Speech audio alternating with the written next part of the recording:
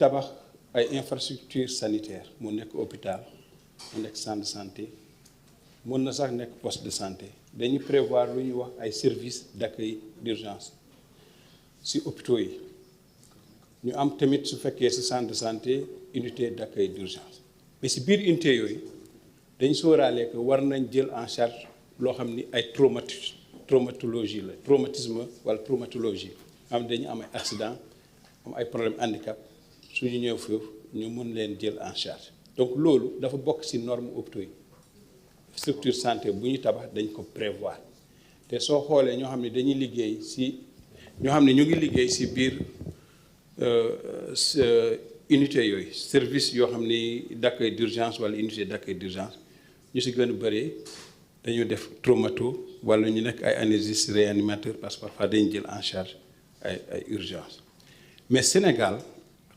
am na lu ñuy wax le centre national d'appareillage orthopédique moo ñoo xam ne xëy na dañoo jóge ci accident nar a récupérer ñu mën a leen defal ay certainement ay appareils pour que ñu mën a am benn activité mais loolu am nañ ko ci biir fii nii Dakar mais ñu ngi xool nan lañ koy mën a décentraliser ci réunion yi ci région yi par exemple su fekkee ni mën nañ ko def ci biir benn hôpital ñu tabax fa benn espace am fa benn espace boo xam ni mën nañ fa am lu ñu wax CRAO mooy centre régional d'appareillage orthopédique mais léegi dañoo bëgg évoluer ci concept bi bëgguñu sax yem ci appareillage orthopédique dañu bëgg transformer CNAO bi en centre national de médecine physique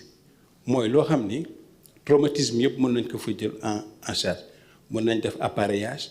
nit ñi mën nañ def aussi adaptation parce que nit ki mën na am accident mu ñëw ñu defar ko les soins mais mu war a def réadaptation mais loolu il faut que ñu développer lu ñu wax la médecine physique pour que ñu mën a encore yokk offre de soins par rapport à tout ce qui est suite de traumatologie loolu xam naa ni incha allah fii ak fan yu néew dinañ ci mën a encore communiquer bu baax maintenant am na benn question boo xam ni dafa concerner mooy grève avis de grève préavis ak avis de ak grève yoo xam ni And Gueusseum moo ko posé par rapport à application des accords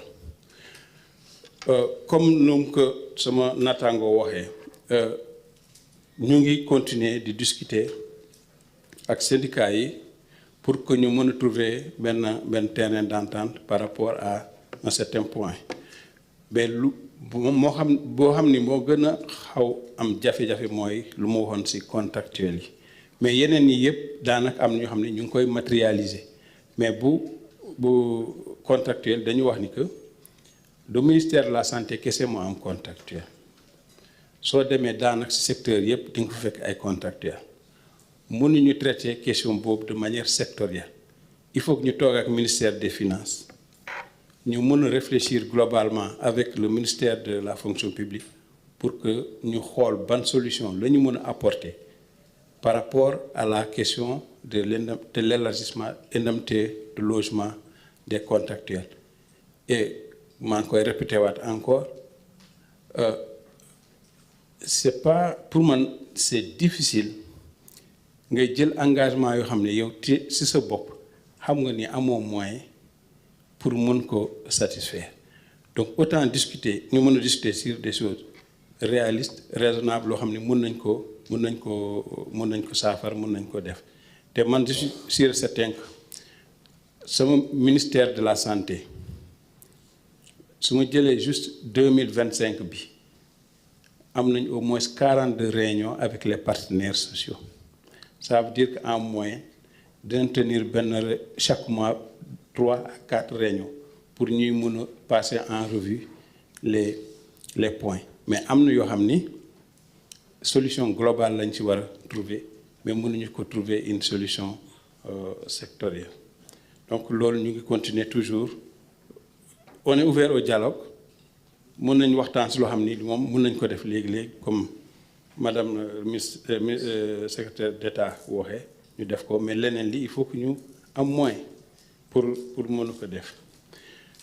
question VIH bi suñu waxee communiqué wu ñu ngi communiqué ministère de la santé génne na ñaari communiqué mais il faut faire la différence nga def différence entre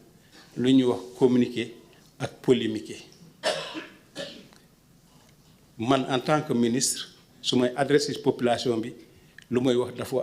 war am pédagogie pour que ñu mën a comprendre sens communication bi bu may wax parce que am na nu ngay communiquer objectif bu nga bëggoon am ci communication bi contraire bi bu ngay am surtout su fekkee da ngay wax d'une question sensible comme la transmission du VIH/Sida xëy na mën nañu wax ni man génnuma télé di si wax mais man am naa ay collaborateurs yoo xam ni loolu mooy seen métier c'est des scientifiques affirmés ñoom ñoo si nekk di si liggéey sur le terrain ñu ngi communiquer ak population bi ku bugg information tey sur le VIH soo ñëwee ministère wala nga adressé au comité national de lutte contre le VIH wala nga dem division de lutte contre le VIH boo xam ne mu ngi si biir ministère di ngeen mun am toutes les informations possibles man ce que je veux éviter rek mooy ñu nekk dans une communication boo xam ne day brouiller population yi par rapport à cette pathologie boo xam ni très sensible en ce moment-là et c'est une communication boo xam ni que nous voulons au ministère de la santé que mu nekk responsable et intelligible pas une communication boo xam ni day ñëw pour anéantir effort yoo xam ni def nañ ko pendant plus de 30 ans parce que aujourd'hui Sénégal su ma xoolee les taux soo jëlee la population générale le taux d'incidence mu ngi ci 0,3%.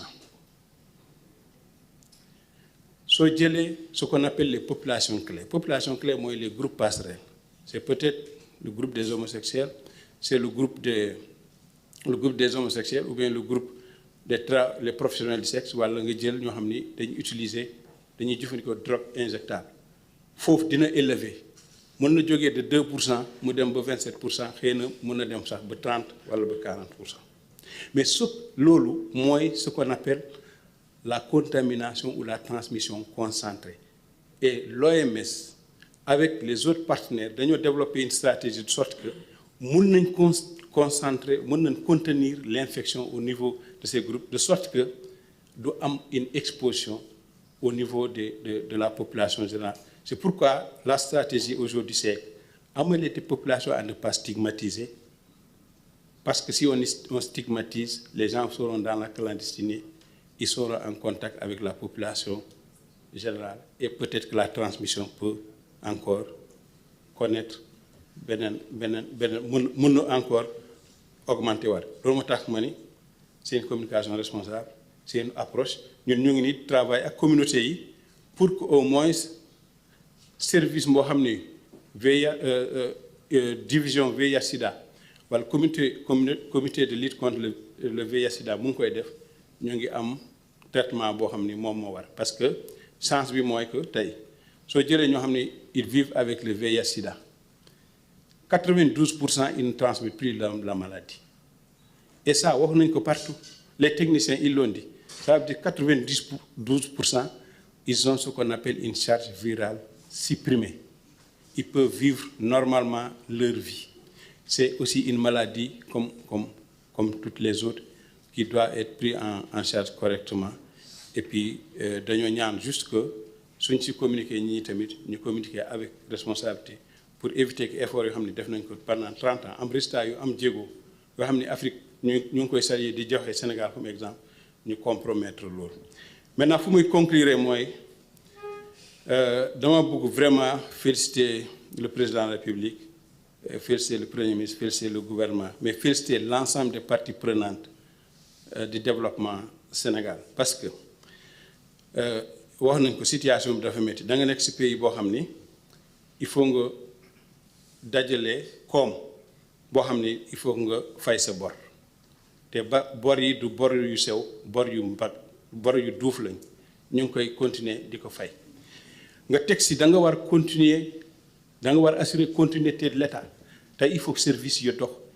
il faut que nit ñi lekk nit ñi naan ñu fay salaire ñu def yëpp oto yi dox yëpp mën a dox yaa ngi koy assurer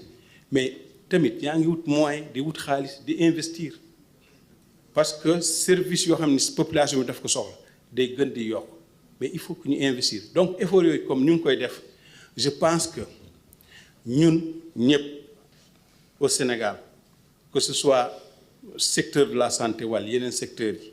les partenaires sociaux wala ñun ñoo xam ni xëy na ñun on a la charge de mener la politique sacrifice bi daf ñu war ñun ñëpp man je sais que dans le gouvernement am ñoo xam ni sacrifié nañ lu bëri pour ñëw fii di toog di liggéey parfois di nekk fii ba ay minuit am ñoo xam ni ils n'ont plus de vie mais yooyu yëpp ci sacrifice bi la bokk parce que Sénégal jaral nañ ko et on pense que ñun ñëpp on a une mission bien inscrite dans le temps su paree dañuy dem donc lu ñu bëgg mooy yàlla may ñu am ci jéego mu nekk njariñ Sénégal loolu laa amoon di ci yokk jërëjëf.